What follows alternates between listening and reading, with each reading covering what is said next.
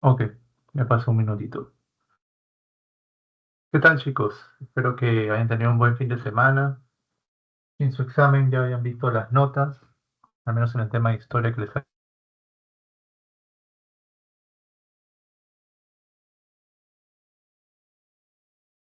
o quizás al final de la clase. Ahí escrito en el chat, me parece. No sé, complico un poco.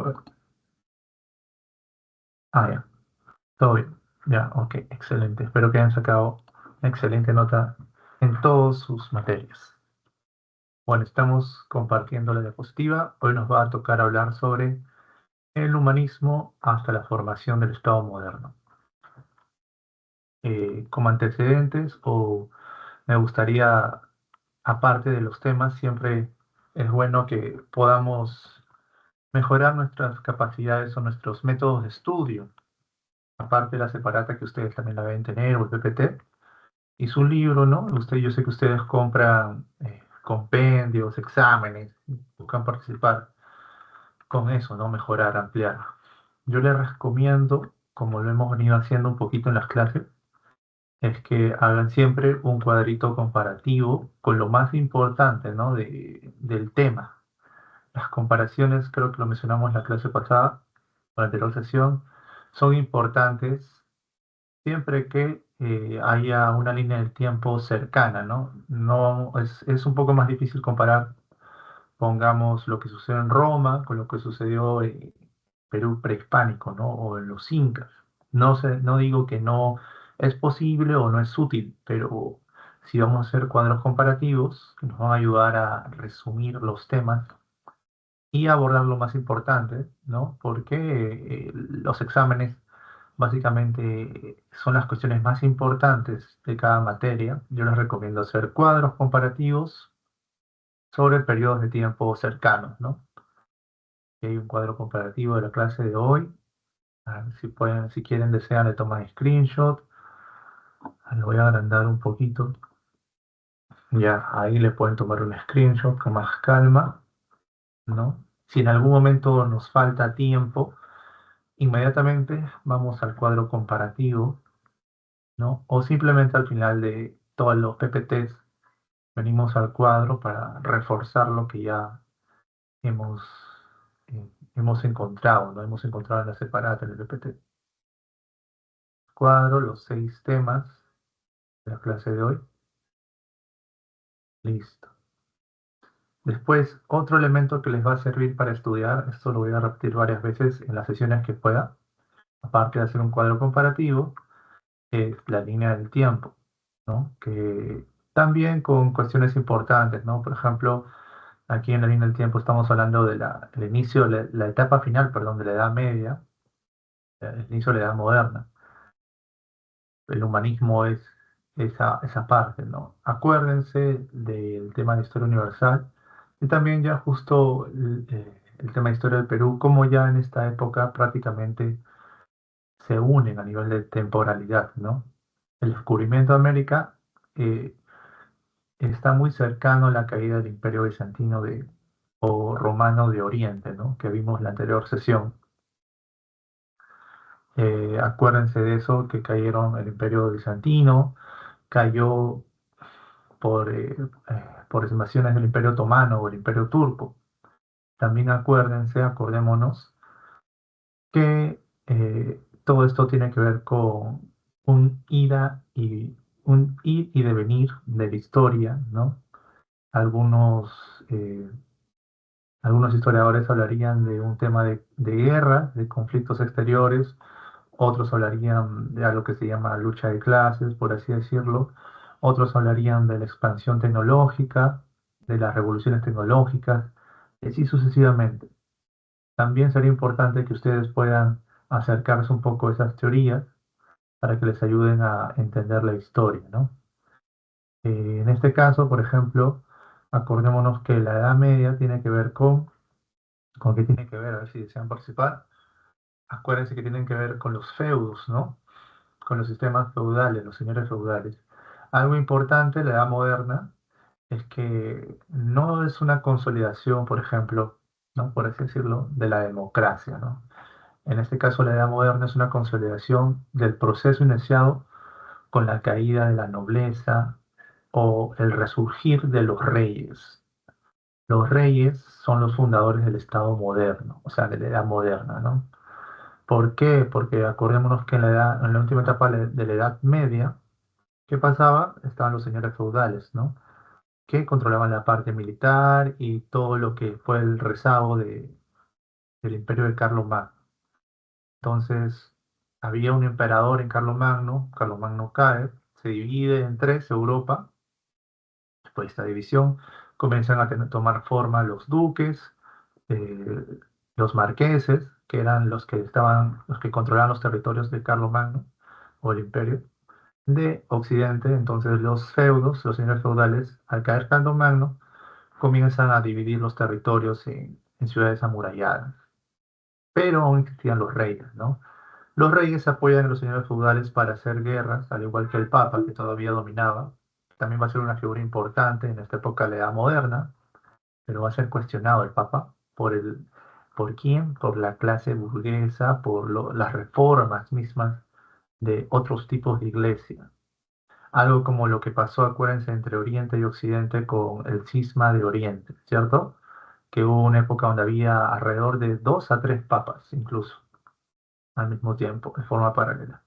Entonces, recordando un poquito, regresando un poquito, acuérdense, los señores feudales, después de Carlomagno, eh, apoyan al rey de manera militar y económica, pero el rey se da cuenta, o los reyes se dan cuenta de que dependían demasiado de los señores feudales, ¿no? Para hacer la guerra, para hacer todo. Incluso las cruzadas, solamente una cruzada, acuérdense, la tercera cruzada, fue una cruzada de reyes, ¿no? De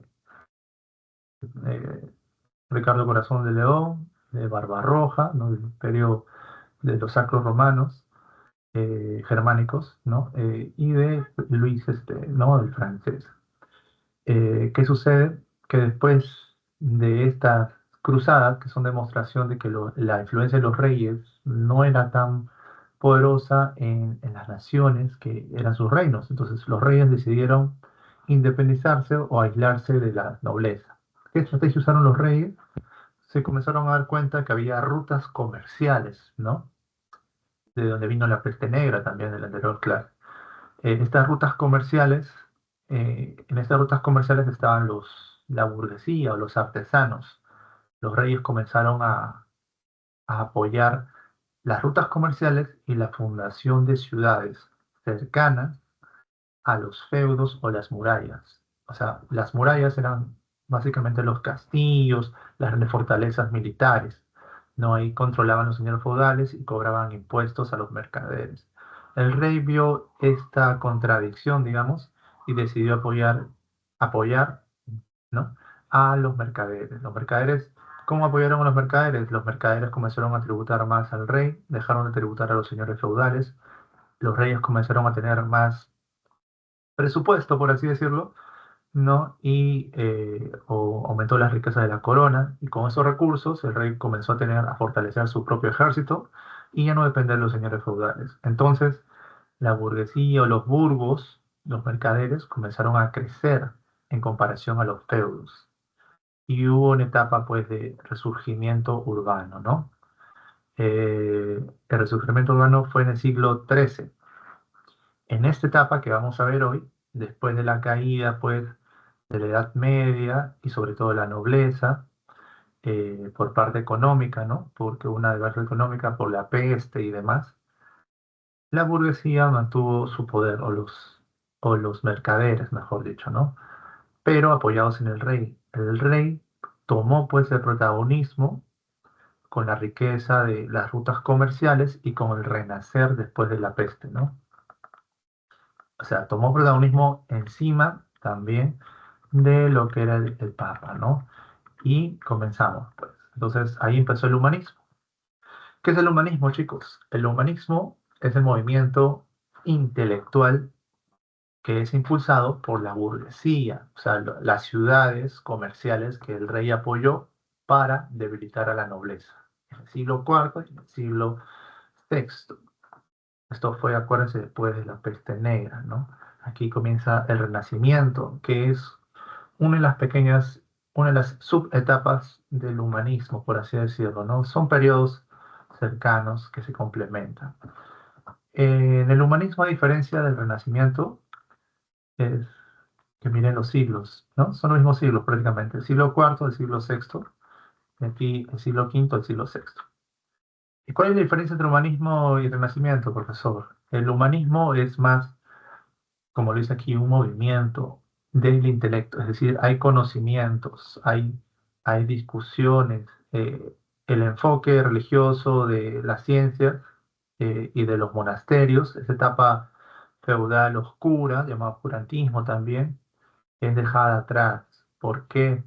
Porque dentro de todas las ciudades, las más favorecidas eran las ciudades italianas, que estaban cerca, obviamente, del papado, que se mantenían independientes en muchas maneras. Seguían siendo, pues, es importante recalcar que las ciudades italianas eran, pues, el centro de comercio con Medio Oriente y con África. Aquí ya comienza a ver la invención de la prensa, ¿no? De la imprenta. ¿Cuál es la importancia de la imprenta? Tanto aquí como después, en la época ya de la Revolución Burguesa, la imprenta tiene que ver como que es como lo que es el Internet en la actualidad, ¿no? Acuérdense que el papado lo que hacía era a través de edictos religiosos dar cargos, títulos a los reyes. Cuando sale la imprenta, se abre la posibilidad de que ya no solamente los reyes o el papado tengan una sistematización de los conocimientos, de la cultura, o puedan narrar su propia historia, sino ya quien comienza a narrar su propia historia, los empresarios, los artesanos, los comerciantes, ¿no? Y también algunas figuras de sacerdotes comienzan a tomar mayor protagonismo o, por así decirlo, un protagonismo más personal, ¿no? Por así decirlo también, los grupos religiosos como los jesuitas, los franciscanos, comienzan a tomar un rol importante. Ya no tanto la figura del Papa se mantenía, obviamente, pero se apoyaba en este desarrollo, ¿no? De los jesuitas, por ejemplo, muy conocidos por el tema de la labor social que hacen y también las expediciones que hacen respecto a la ciencia y la economía, ¿no? Eran sacerdotes, pero expandían la ciencia y la economía. Entonces, el humanismo es un movimiento también ideológico. Significa que hay un sistema de ideas detrás. Aquí ya la separación entre lo que es la religiosidad y las ideas. Acuérdense de la escolástica, ¿no? De, de la escolástica que significaba la búsqueda de la razón y la fe. Usaban a Aristóteles, a Platón. El humanismo le responde a la escolástica, ¿no? A todo este venir de la ciencia y la teología. Le responde a través de la filosofía. ¿Y a quién vuelve a cuestionar o en quién se basa otra vez? En la herencia greco-romana, ¿no? Si los sacerdotes se basaron, pues, en Aristóteles, en Platón, en alguno de sus escritos, el humanismo también lo hace, pero no solamente en ellos, sino en los demás filósofos que hablaban sobre el ser humano y, por así decirlo, cuestionaban o ignoraban las cuestiones religiosas, ¿no? Entonces comienzan a aventurarse a la cuestión de la ciencia, ¿no? Aquí hay un detalle de un manuscrito, por ejemplo, ¿no? Donde hay unas clases impartidas por la Pamada Ulla de Nottingham, ¿no? Ya en universidades. ¿Se acuerdan también que las universidades se expandieron, en este caso Oxford o Cambridge? Las universidades se expandieron al mismo tiempo de los burgos o las ciudades comerciales. Las causas, lo hemos dicho un poquito, las autonomías y ciudades italianas prosperaron. Hubieron grandes centros educativos, las universidades, la invención de la imprenta, ¿no? ¿Cómo se hacía la imprenta? Aquí hay un pequeño dibujo, ¿no? Miren, la imprenta, si aún ustedes quieren, es muy parecido a lo que sucede en la actualidad, ¿no? Los que viven cerca del centro de Lima o conocen familiares que hacen imprenta es muy parecido. Miren, por ejemplo, en el uno ahí dice dos tipógrafos, o sea, dos personas, componen las páginas con tipos de metal, ¿no? Una vez que la página está armada, se coloca sobre el mármol de la prensa y se entinta. Es decir, es como que hicieran un marco, ¿no? Por ejemplo, dibujamos un árbol o dibujamos las letras. por así decirlo, en algo que solamente los relieves, ¿no? Entonces, para no estar escribiendo en todo momento, lo que se va a hacer es tener un marco de un libro, ¿no? O sea, todo va a estar escrito en relieve. Entonces, lo único que tenemos que hacer es pintar la zona de las letras y lo vamos a pintar varias veces en diferentes papeles. Entonces, como si fuera un sello, ¿no? Sellamos aquí, sellamos allá. Pero ese sello, en ese sello, en vez de estar escrito pequeñas cosas, está escrito pues páginas enteras, dibujos, cosas así. Entonces, al presionar, ¿no? Con lo que vemos, por ejemplo, en el punto número 2, la hoja de papel se sujeta sobre el tímpano de la prensa, ¿sí? Para que no se mueva y esté en la hoja, y se presiona, ¿no? La prensa se pliega sobre la página armada, ¿no? La página dividida, así. Y con una palanca se presiona para que el metal se imprima en el papel, ¿no? El metal debe haber estado, por así decirlo, caliente o tener una especie de tinta, de óxido, ¿no? Tendríamos que revisar las evidencias históricas de las primeras imprentas. Poco a poco las imprentas se van desarrollando, los sistemas de comunicación y conocimiento que ayudan a que las ideas de los burgueses, los mercantes, cuestionen a la religiosidad, ayudan también a que los monasterios o los sacerdotes tengan sus propias ideas, ¿no? Unas características o las características más importantes del humanismo a través de la revolución de la imprenta o la invención de la imprenta son las siguientes. Miren, antropocentrismo. Profesor, ¿qué significa antropocentrismo? Bueno, antropocentrismo significa en el centro, el centro está el hombre, ¿no? El centro es el hombre. ¿El centro de qué? De la historia. El centro del conocimiento. ¿Ok? Después, uy, se movió mucho. Ahora sí la letra. Centro de la historia, del conocimiento. Después, el pensamiento laico. Lo voy a mover un poco más arriba para poder escribirlo y que no haya problemas. El pensamiento laico. ¿Qué significa el pensamiento laico? Algunos han escuchado el pensamiento laico. Por ejemplo, en la actualidad en las iglesias católicas están los sacerdotes, las monjitas, los obispos, ¿no? Pero también están los laicos. Laicos significa eh, hasta cierto punto seguidores de la iglesia, ¿no? Cristianos, pero que no han tomado votos, no han tomado votos de sacerdotes. Son los convertidos. Entonces el pensamiento laico es como decir que siguen siendo cristianos, pero desarrollan un pensamiento en paralelo a lo que la iglesia dice, ¿no? Entonces, no es un pensamiento ateo, no es un pensamiento ateo, es cercano a la iglesia y promueve qué cosa? La sociedad civil, ¿ok? Promueve, perdón, promueve la sociedad civil. O sea, no un orden religioso netamente, sino un orden civil. Podríamos decir que es un inicio para lo que después, con el tiempo, con las luchas, las revueltas, se va a llamar derechos humanos, ¿no? Eh, ante Dios, todos somos iguales, pero ante las leyes, todos tenemos derechos humanos inalienables, ¿no? Entonces, podríamos decir eso, va a ser un antecedente para los derechos humanos. De ahí, el rechazo a la escolástica tiene que ver pues con que el humanismo era un movimiento intelectual. Gracias a la imprenta, tanto los mercaderes como los mismos sacerdotes podrían cuestionar los edictos que el Papa tenía, ¿no? ¿En base a qué? En regresar a las fuentes de los avances o los aportes griegos y romanos, ¿no? Entonces rechazan la escolástica, no es el método más, más adecuado para conocer el mundo, ¿no? ¿Por qué? Porque el centro es el hombre, el centro de la historia, del conocimiento. Y aquí viene la idea de la voluntad. Una cosa es el destino, lo que vamos a ver, la divina providencia, por ejemplo, en los griegos, las ideas de las moiras que tejían el destino de los hombres, ¿no? Aquí no, aquí el tema es la voluntad, el cuestionamiento de la iglesia con Lutero, que también vamos a ver, tiene que ver con que la voluntad del humano es limitada, porque hay una gran providencia que nos dice nuestro destino, que todo lo que hacemos está en el plan divino, en el plan de Dios. Antes de que suceda esta respuesta, ¿no?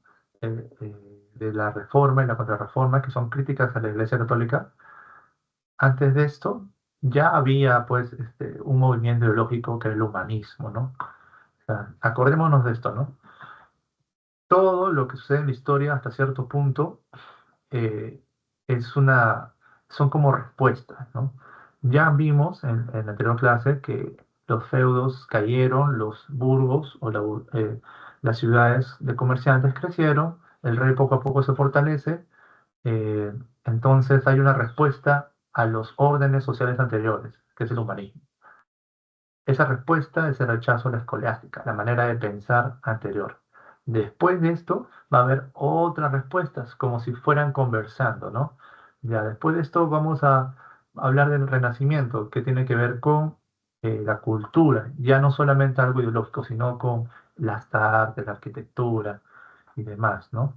También todo va a hacer volver a los orígenes, ¿no? La cultura greco-latina. A ver, siempre va a ser eso, ¿por qué? Porque eran los registros, por eso la cultura helenística, es entre lo que hizo Alejandro, no Carlos, Alejandro Magno, ¿no?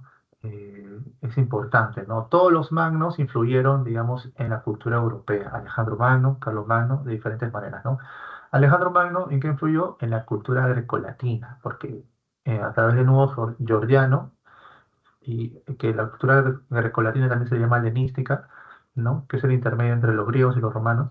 Todas esas culturas de la filosofía, del arte, de la escultura, empezaron con Alejandro Magno. Y Carlos Magno lo que hace es dar las divisiones políticas o límites geográficos de Francia, de Alemania, y también el tema de la organización del Estado, ¿no? Y también la idea del emperador basado en el sumo pontífice, ¿no? Esos son los aportes de cada uno. Carlos Magno, acuérdense la idea de el rey divino desde el cristianismo, que eso va a evolucionar, vamos a ver cómo evoluciona. Los representantes del humanismo, Francisco Petrarca, el cancionero, es un escrito, de ahí Juan Boccaccio, el Decameron, que son historias de la peste negra que buscan, por así decirlo, eh, por así decirlo, contar cómo los nobles, los artesanos, etcétera, vivieron en la peste negra, se juntan en un espacio a contar historias. Alrededor de 100 cuentos hay allí. De ahí Erasmo de Rotterdam, que elogia a la locura, ¿no? Hace una oda a la locura. Por así decirlo, está hablando, el principal ya no es la divinidad, sino lo que significa la locura en la sociedad, ¿no? De ahí Maquiavelo con el príncipe, que son una serie de tratados o recomendaciones para que el príncipe, ¿no? Gobierne. Es como que está dando las estrategias adecuadas para que el príncipe se erija sobre la población. Y de ahí Tomás Moro con la utopía. Algo bonito que decir Tomás Moro en la utopía es que se basa en algunas crónicas de lo que pasaba en, en Perú, por así decirlo. La utopía se refiere a un tipo de sociedad que fue la que vivimos nosotros, ¿no? Bueno, vamos a pasar un pequeño video mm, que nos va a ayudar a entender un poquito más el tema del humanismo y introducirnos al tema del renacimiento. Voy a buscar con calma.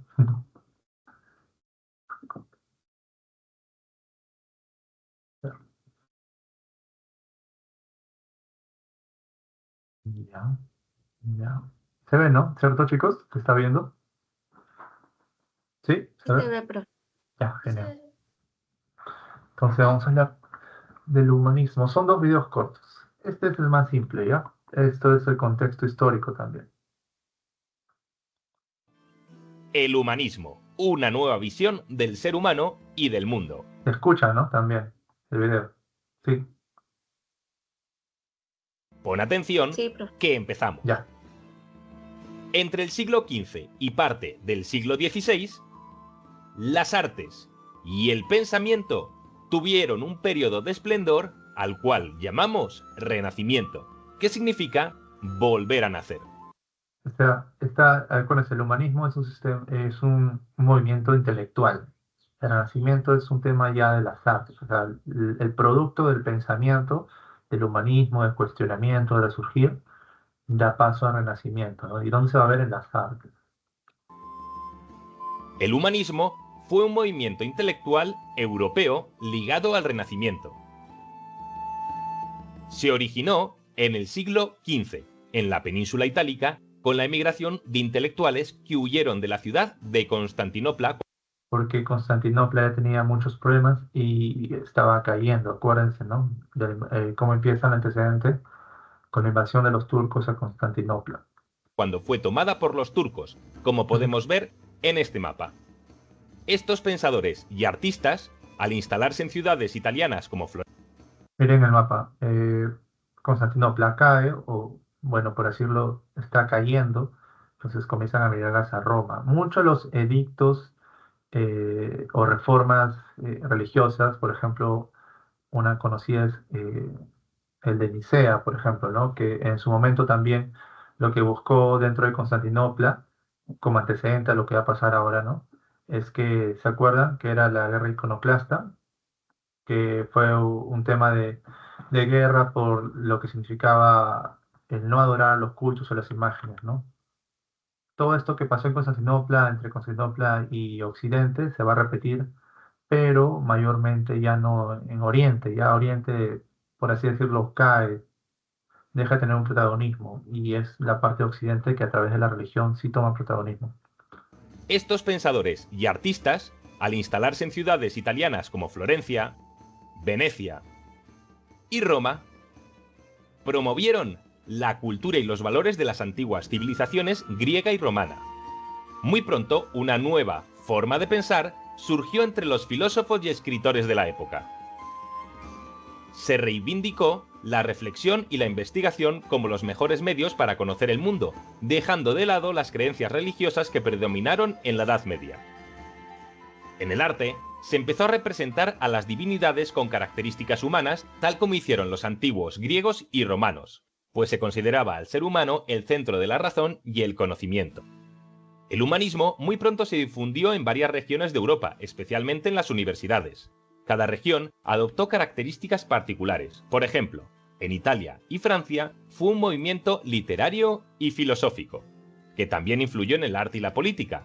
En cambio, en Alemania y Holanda fue de carácter religioso.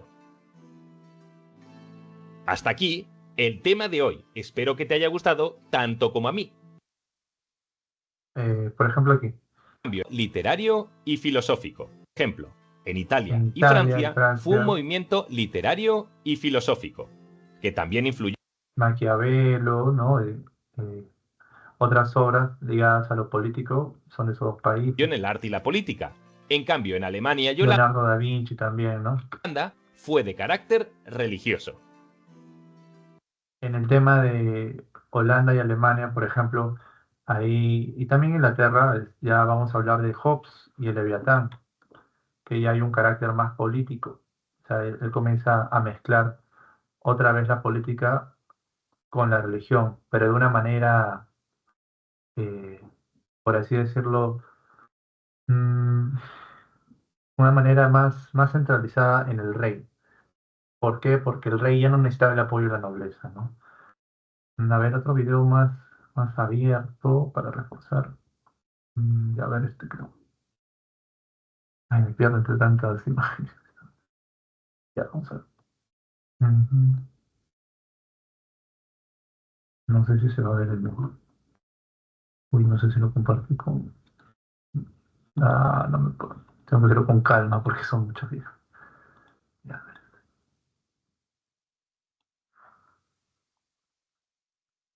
Enorme crecimiento económico ¿Se está viendo y escuchando? y un gran desarrollo Sí, ¿no? Sí, profesor. Sí, cultural. Ya, profesor. genial, genial. Ya, en este video es un poco más expansivo. Igual lo voy a pasar un poco rápido, ¿ya? del centro y del norte de Italia, gracias a la expansión del Italia, comercio, no se olviden nunca de experimentaron Italia. un enorme crecimiento económico y un gran desarrollo cultural. Por eso, fue justamente en las ciudades italianas donde se desarrolló el movimiento intelectual más importante de Ah, ya, bueno, un detalle, ¿no? Algo que decir es que en esta época Italia no estaba unificada. A diferencia de las demás naciones, que era Alemania, Francia, reinos, Italia no. Italia, bueno, por la debacle o por el hecho que existía el papado, la cercanía, permitía tener ciertas concesiones a las ciudades, mientras que los demás países ya tenían sus reyes bien puestos, Italia no. Después Italia se va a unificar en el siglo XVIII, más o menos. esta época. Este movimiento será conocido como el humanismo. El humanismo fue un movimiento filosófico e intelectual que se centró en estudiar las obras de los antiguos griegos y romanos. De esta manera, los humanistas volvieron a estudiar el pensamiento de los filósofos clásicos luego de una época en la que la mayoría de los estudiosos medievales habían dejado de tomar en cuenta estos documentos. Los humanistas se dedicaron especialmente al estudio de la gramática, la retórica, la poesía, la filosofía moral y la historia. Ellos consideraban que el ser humano era la creación más perfecta de Dios y por lo tanto toda la naturaleza debía estar subordinada a lo humano. Los humanistas tenían una visión antropocéntrica del mundo. Esto quiere decir que para ellos se debía conocer y explicar al mundo por medio de la razón y la experiencia humana. O sea, el rol que tenían las iglesias sobre los reyes se democratiza en cierta manera con los comerciantes. ¿Por qué? Porque mientras aumenta el comercio, también aumenta la influencia del ser humano en la naturaleza. Mucho de las cuestiones que pasaban antes, o lo que ahora sucede también, ¿no? Que mucho de lo que nosotros hemos hecho es crear nuestro propio ambiente, nuestra sociedad se basa en vivir en lo que es lo humano. Ya poco a poco nos separamos de la naturaleza. Entonces, el humanismo es el inicio de esta visión, ¿no? Esa visión del ser humano, del hombre, sobre la naturaleza divina, en este caso, ¿no? Entonces, pero va a haber resistencia, lo vamos a ver más adelante. Y no por medio de la fe. Además, ellos también fueron grandes defensores del pensamiento crítico. Una de las figuras más importantes para el desarrollo del humanismo fue la del poeta y filósofo italiano Francesco Petrarca. Él dedicó su vida a la literatura, convirtiéndose en uno de los representantes más importantes de la literatura italiana. Petrarca estaba interesado en los documentos clásicos, por eso inició una búsqueda de viejos manuscritos latinos y exploró numerosas librerías. Su obra fue influenciada especialmente por el filósofo Cicerón y el poeta Virgilio. Además, logró conciliar el pensamiento clásico con el pensamiento cristiano, pues para él ambas tradiciones compartían muchísimos valores, como por ejemplo la virtud, la justicia y la búsqueda de una vida justa. Más adelante, en el siglo XV, en la ciudad italiana de Florencia, el humanismo tomó una nueva dirección, otorgándole más valor al espíritu y al orgullo cívico. Durante estos años, los humanistas tomaron como modelo a seguir al antiguo filósofo romano Cicerón, quien, además de ser un destacado intelectual, fue también un hombre de Estado. En esta época, uno de los humanistas más destacados fue el intelectual italiano Leonardo Bruni. Él se inspiró en la vida y en la obra de Cicerón. Bruni Otra cosa importante es decir que cada uno de los representantes que están aquí, los protagonistas ya no son necesariamente los reyes, sino son intelectuales. Entonces, ya no son y los intelectuales son más laicos, ¿no? Por eso hablamos del Estado, las cuestiones del laicismo, o sea, son personas, son cristianos creyentes, pero que no han hecho votos, pues, de sacerdote, entonces tienen más libertad para expresar sus ideas o sistematizarlas. pensaba que un individuo solo maduraba moralmente Individuos. a través de su participación en la vida del Estado. Por eso, para él, el deber del intelectual era vivir una vida activa por el bien del Estado. Este pensamiento fue muy común entre los humanistas del siglo XV. Por eso, no es casual que la mayoría de ellos trabajaran para el Estado como cancilleres, consejeros y asesores. Además, Leonardo Bruni fue uno de los primeros humanistas que se interesó por el estudio de los clásicos griegos e incluso llegó a tener un conocimiento detallado del griego. Otro de los humanistas más destacado fue el filósofo italiano Lorenzo Valla. Él desde pequeño aprendió latín y griego. Durante su vida se dedicó a investigar sobre el uso adecuado del latín clásico. Además, creó un nuevo modelo literario que será muy importante para los intelectuales de su época. También el filósofo italiano Marsilio Ficino realizó importantes aportes al filósofo importante para los intelectuales Por de ejemplo, aquí ya voy a usarlo porque somos el uso del latín antes estaba cerrado en los sacerdotes. Incluso las iglesias siempre se hacían en latín, no se hablaba ni en español, ni en inglés, ni en francés, ni en italiano. La mayoría de iglesias, sean las romanas o ortodoxas, etcétera, usaban el latín. Entonces, este señor, al usar al latín de manera adecuada, está rompiendo con esos engranajes que tenía en la iglesia del conocimiento. Por eso, uno de los libros más importantes siempre va a ser la Biblia, por ejemplo, ¿no? Que estaba escrita en latín, también traducida del griego, etcétera. Que vamos a ver con la Reforma y Contrarreforma cómo se cuestiona y cómo se forma la Biblia en lo que es ahora, ¿no? De su época. También el filósofo italiano Marsilio Ficino realizó importantes aportes al humanismo. Ficino dedicó su vida a la traducción de las obras del Todos filósofo son griego traducciones, Platón. ¿no? Aparte, lideró la famosa Academia Platónica Florentina, y desde allí se convirtió en uno de los representantes más importantes del neoplatonismo. Por otro lado, las ideas del humanismo también cambiaron la forma de escribir la historia. El historiador humanista más conocido fue Francesco Guicciardini.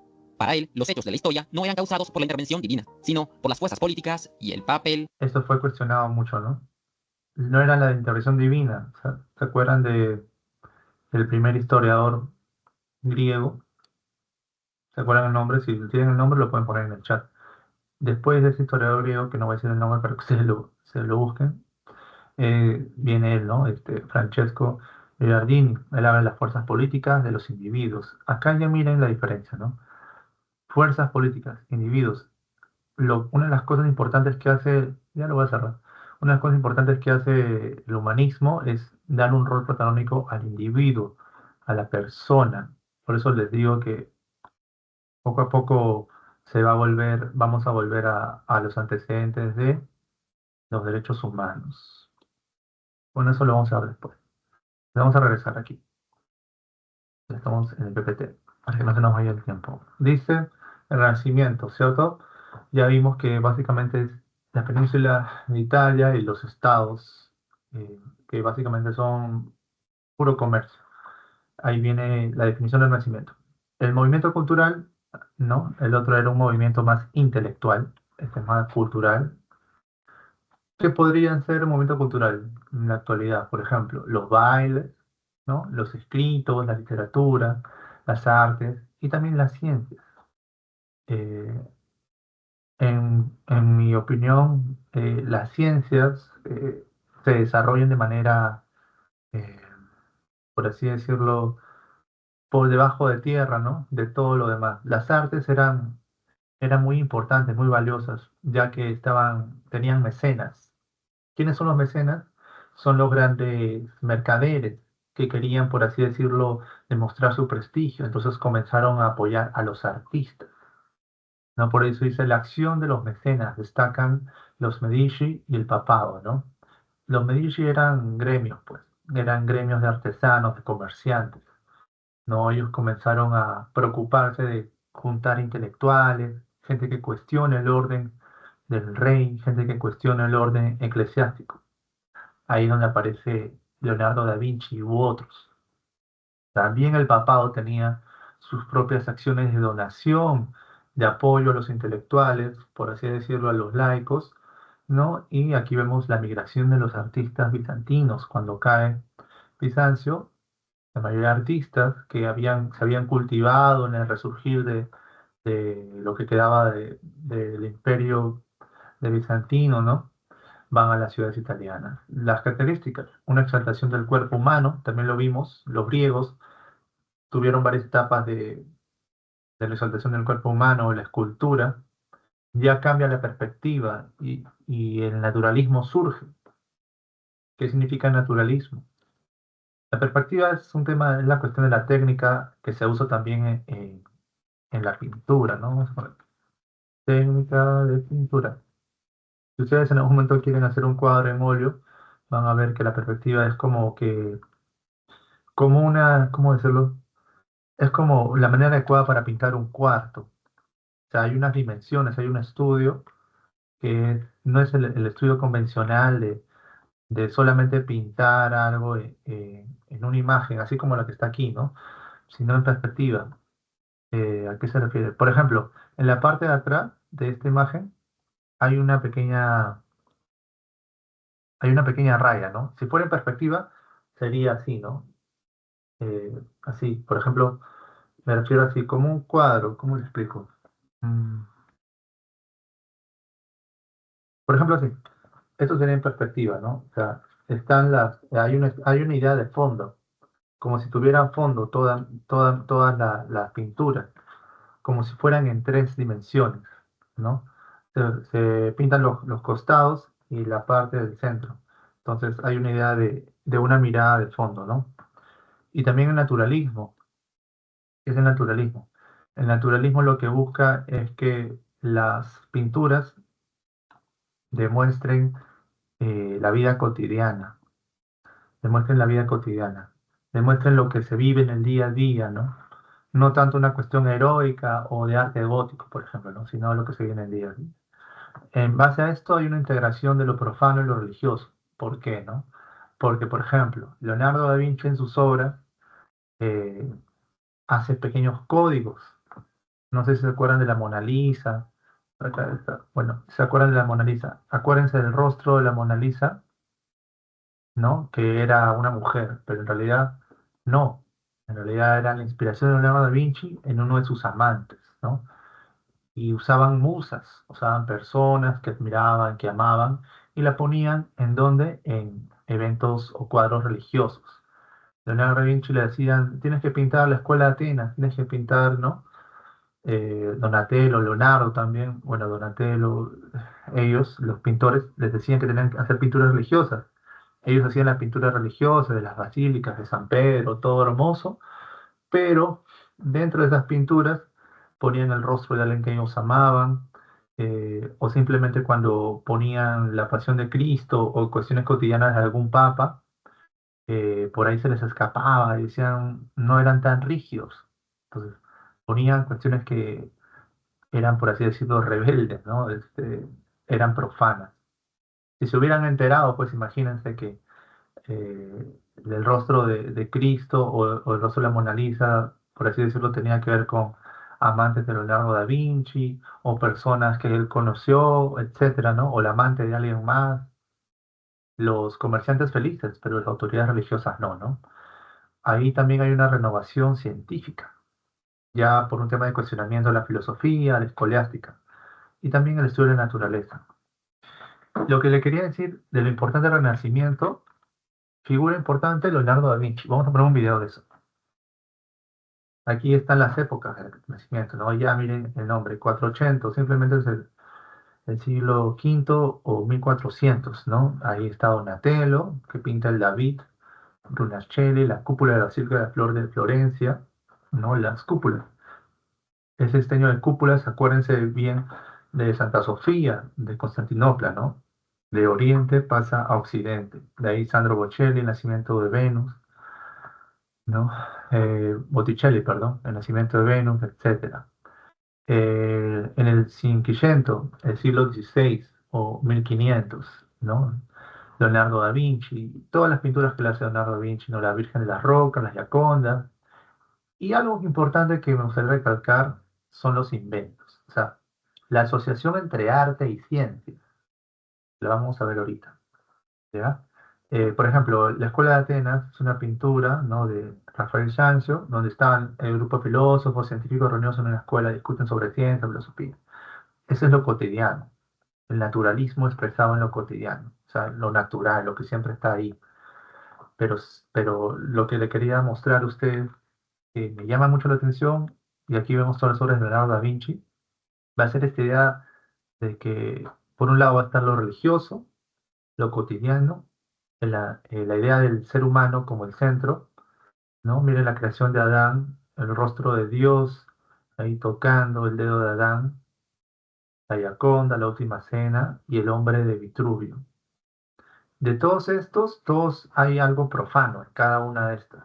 Hay algo prohibido, hay algo que solamente los comerciantes y el pueblo conocen y que las autoridades lo permiten de manera secreta, ¿no? Es esa pequeña rebelión del conocimiento. Pero de este conocimiento, de estas pinturas, las técnicas, también tienen una técnica, eh, por así decirlo, prohibida. Por ejemplo, el tema de Leonardo da Vinci y la ciencia. ¿Qué hacía Leonardo da Vinci? Leonardo da Vinci aportó en la ingeniería, en la medicina. Leonardo da Vinci lo que buscaba era no solamente imitar las esculturas, ¿no? Buscaba entender el cuerpo humano. los primeros avances de la ciencia son profanos. ¿Por qué? Una de las normas de la religiosidad era el culto o el cuidado de los muertos. No, acuérdense, vamos un viaje hacia atrás. Los paracas, ¿qué hacían? Agarraban a las personas, les abrían la cabeza, preparaciones craneanas.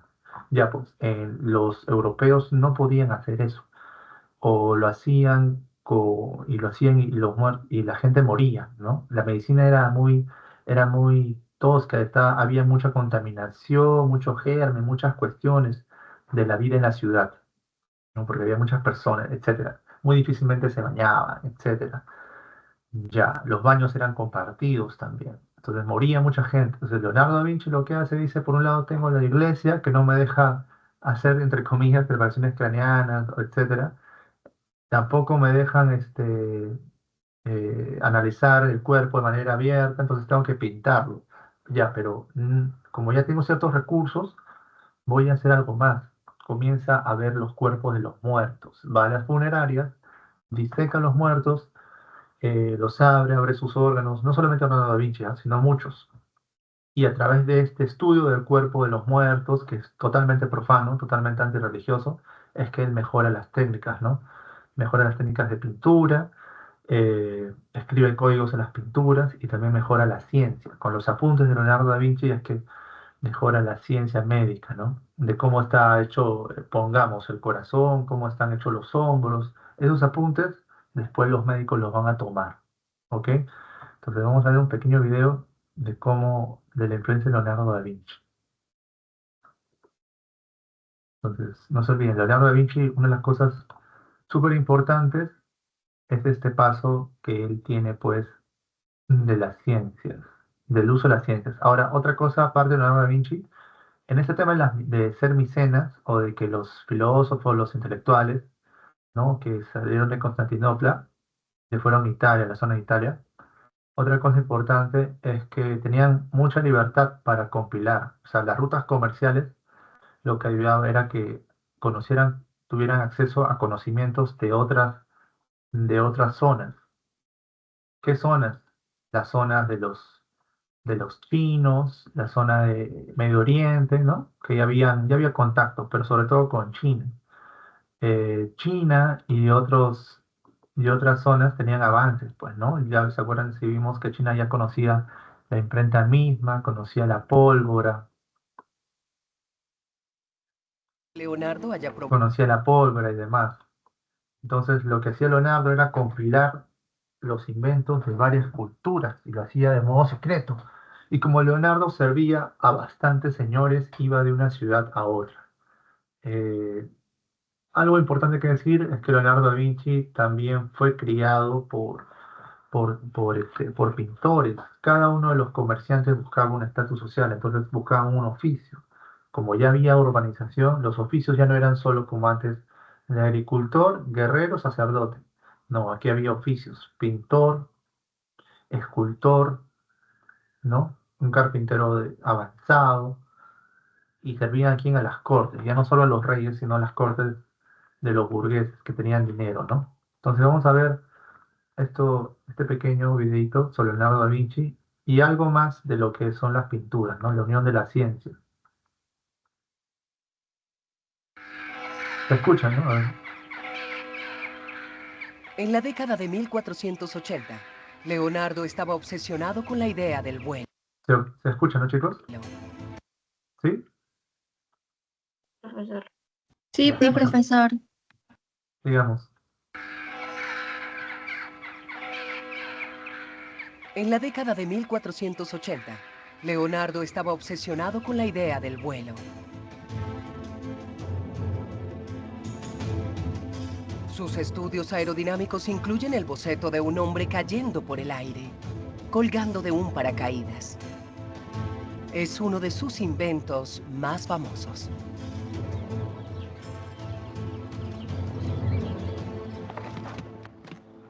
No hay restos físicos de ninguna de las invenciones de Leonardo, ni forma de saber con certeza si alguna de ellas pasó de ser solo una idea. Mantén la calma.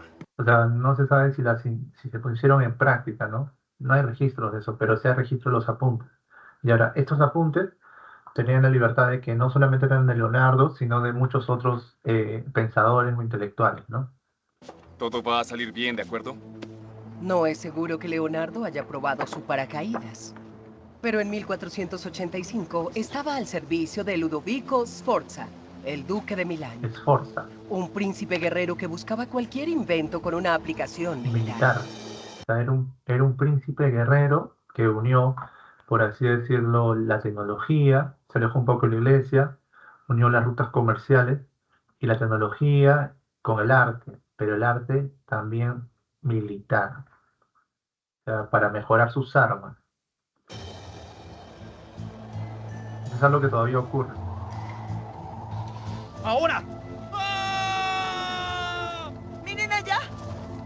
Pero Leonardo no fue el primero en soñar con escapar a través del vuelo, ni el primero en obtener los medios para hacerlo. Era un Esa paracaídas, ¿no? distinción es para un inventor de Siena, Mariano di Jacopo, conocido como Tácola. Este dibujo, el diseño que conocemos para un paracaídas es el más antiguo y es muy similar al de Leonardo. Fue encontrado en un manuscrito conservado en la Biblioteca Británica de Londres. Leonardo conocía manuscritos de la tradición de la ingeniería senesa e incluso hace referencia a los dibujos de Tacola en sus manuscritos. En realidad hay dos dibujos. El segundo, que es de un hombre volando sin paracaídas, pero con la particularidad de que sostiene dos palos con dos telas, como si fueran alas. Es un diseño mucho más primitivo que se remonta a unos 15 años antes del dibujo de Leonardo. Tácola fue un ingeniero de principios del Renacimiento y entre los primeros en utilizar el dibujo como herramienta de diseño. Antes de él, los ingenieros elaboraban sus inventos a medida que los construían a través de ensayo y error. O sea, Sus dibujaban manuscritos arte. detallan máquinas civiles y Tenían la técnica de militares. dibujar, usaban el arte para la tecnología también. Y así como Leonardo lo copió, el paracaídas de Tácola fue copiado por un inventor musulmán, Abbas ibn Firnas, del que se dice que saltó del minarete de la mezquita de Córdoba en 852, sufriendo solo heridas leves. Muy bien. Entonces, ¿por qué Leonardo es recordado como el inventor del paracaídas? Leonardo sí, los otros no.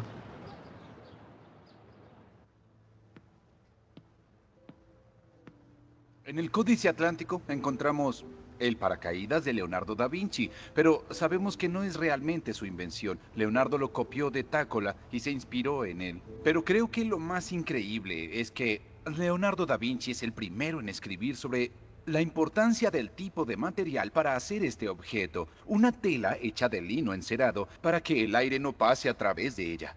O sea, Leonardo fue más específico en los materiales. O sea, los demás tuvieron ideas, pero él, digamos, estuvo más cerca de ponerlo en práctica o para que se pueda replicar. Él conocía los materiales. La única manera de conocer los materiales de algo, como les decía, es intentando, probando. Entonces, por eso es que se da a entender que él quizás copió los diseños, pero estuvo muy cerca de probarlo. No hay registros de que lo probó, ¿no? Pero él así también hizo lo mismo con la medicina. Acuérdense que él agarraba los cuerpos humanos, iba a la morgue y en base a su idea de estudios de pintura, él buscaba, comenzó a notar todo lo que representaba el cuerpo humano, ¿no? O sea, esa idea, esa actitud que tiene Leonardo de poner en prueba sus ideas, sistematizar todo, es una actitud científica. Por eso este video dice el hombre que salvó la ciencia, ¿no? O sea, los registros de Leonardo son los protociencia, el inicio de la ciencia o del método científico. Y se vuelva impermeable, no solo resistente al aire durante la O sea, caída, no el sino material, ¿no? también a la lluvia, como las plumas de los Este material pájaros. servía para Pero todo. por primera vez, Leonardo describe cómo se debe construir realmente este Punto objeto. por punto, Él ¿no? es el único que piensa en las dimensiones que Sistema. debe tener. Hay otra cosa Paso por interesante paso. que podemos ver en esta otra parte de la hoja. Encontramos muchos más objetos. Leonardo escribió muchas páginas instructivas sobre cómo construir una máquina voladora. Y aquí encontramos 5 o 6 ejemplares. En estos pequeños bocetos, en estos pequeños detalles, Leonardo da Vinci se muestra más como un artista o quizás como algún inventor loco. Por primera vez vemos a Leonardo da Vinci como el científico y eso es realmente asombroso. ¿Qué más hizo Leonardo da Vinci? Tácola, ¿no? Miren todo, o sea, él lo que hacía era Leonardo copió dos sistematizaba todo lo que, los conocimientos previos, los mejoraba, los profundizaba. Eso es lo que la ciencia hace, ¿no? Ustedes escriben un libro, va a venir alguien, los va a citar, fuente primaria, secundaria, creo que lo vimos en las primeras clases, y alguien lo va a mejorar. Docenas de inventos de Tácola. El tornillo de Arquímedes, un dispositivo para elevar el agua. Así, ¿no? Muchos inventos. El salvavidas, adaptado por Salvavidas. Tácola para mantener a los caballeros armados a flote en los ríos. Un salvavidas para los caballeros. El ¿verdad? snorkel. La versión de Leonardo Un está más buzo. desarrollada con flotadores para garantizar el flujo de aire y válvulas para contrarrestar la presión del agua. Y el diseño de Leonardo para el submarino se basa en la ciencia. El de Tácola es fantasía. ¿Vieron? El diseño de Tácola era alimentar un pez, etcétera, ¿no? El diseño de Leonardo es construir algo, construir un espacio donde el aire se conserve, ¿no? Ahí vemos el paso, pues, de la idea imaginaria a lo que es la ciencia. Leonardo da Vinci es importante como persona que representa el renacimiento y el paso del humanismo, ¿no? Del pensamiento laico, ¿no? Del pensamiento del aprovechamiento de lo que eran las mecenas, lo que daban el dinero los empresarios. Ahora, empresarios, emprendimiento, todavía existe esa palabra, es muy usada, ¿no? De esta época, ¿no? Del siglo XVI, en Italia, tenemos que ir a lo que continúa después. Como les decía, ¿no? Todo es una respuesta. Ya vimos que el humanismo puso en debate a las ideas que sostenían a la iglesia. Después del humanismo, mientras que sucedía esto en Italia, en la parte norte, que también es parte del humanismo, acuérdense el primer videito que hablaba de que Francia e Italia veían temas, por así decirlo, de ciencia y literatura, mientras que Alemania y Holanda veían temas religiosos. Entonces, vamos a hablar de la Reforma Protestante. ¿Dónde surge? En Alemania. También es parte del humanismo. Pero aquí el cuestionamiento es para temas más religiosos, no tanto de ciencia o literatura o pintura, sino el cuestionamiento religioso. ¿Por qué? También por el tema de la imprenta, ¿no? ¿Cómo se define la Reforma Protestante? Se define así, ¿no? Es un movimiento de renovación religiosa. Van a estudiar no a los griegos, los romanos, como hicieron los en Francia, en Italia, no. Acá van a estudiar la Biblia. Acá van a estudiar la Biblia. Van a no reinventar, sino reinterpretar. Va a surgir en Alemania en el siglo XVI. ¿Quiénes son los representantes más importantes, los personajes? Martín Lutero, Calvino también, ¿no? Ellos, por ejemplo, Martín Lutero aquí está clavando sus 95 tesis. La palabra tesis, investigación, respuesta, ¿no? La dialéctica nos habla de la tesis, una idea positiva, una afirmación, la contratesis, la respuesta o lo negativo a esta afirmación, ¿no? Como una conversación, yo digo, sí, esto me parece de verdad. Tú me respondes, la antítesis, no, estás mal por esto. ¿Qué? Entonces hay una contradicción, de ahí viene la síntesis, que es cuando nos ponemos entre comillas de acuerdo. Pero en este caso, la Biblia es la que es la tesis, entonces Martín Lutero está en contra de lo que hacía el papado y dice, no, esta interpretación que tú haces de la Biblia con tus edictos está mal. Yo tengo 95 ideas para decirte en qué te equivocas, ¿no? Antecedentes a la Reforma Protestante, al tema de las discusiones religiosas, es la cisma de Occidente, ¿no? Que creo que lo vimos, lo mencionamos en un inicio, ¿no? Que era esta idea de que el tema de lo iconoclasta, ¿no? De que había una purificación de la idea de que, según la Biblia, una interpretación de la Biblia, no deberíamos adorar imágenes, ¿no? Por ejemplo. Otra antecedente es la crítica de John Wycliffe de Inglaterra y Juan Hus de la zona de Bohemia, ¿no? Ellos, aquí lo puse para no olvidarme, el cuestionamiento de la autoridad eclesiástica, o sea, cuestionaban quién le da autoridad a los sacerdotes, al Papa, ¿le dan los hombres o le da Dios, ¿no? Después, el tema de la autoridad de la Biblia. El Papa es un humano, el Papa puede poner un edicto, el edicto que quiera, favorecer al rey tal, tal. pero lo más importante es la Biblia, porque la Biblia fue escrita por los apóstoles. La divina providencia es una creencia de Dios. Dios inspiró la Biblia. No es el Papa el más importante, es la Biblia. No es los edictos del Papa, la relación que tiene con los reyes, no, es la Biblia, ¿no? Entonces, esa es la crítica de John Cook y de Juan Hus. Y también la traducción de la Biblia a diferentes idiomas. Al traducirse la Biblia en diferentes idiomas, todas las culturas, en este caso los monasterios, los reyes, los comerciantes, ya tienen un acercamiento mayor. ¿Por qué? Porque, como dijimos antes, la Biblia o las misas, hasta siglos pasados, se decía en latín nada más. No todos tenían acceso al libro, ¿no? Las causas de la Reforma Protestante, la difusión humanista en Europa, lo que hablamos antes de la pintura, el tema del antropocentrismo, el ser humano en el centro de la historia. De ahí que se fortalecieron las monarquías, por el tema de que estaban asociadas a los comerciantes, ¿no? Al fortalecerse las monarquías, los reyes comienzan ya a cuestionar, a ningunear al Papa, ¿no?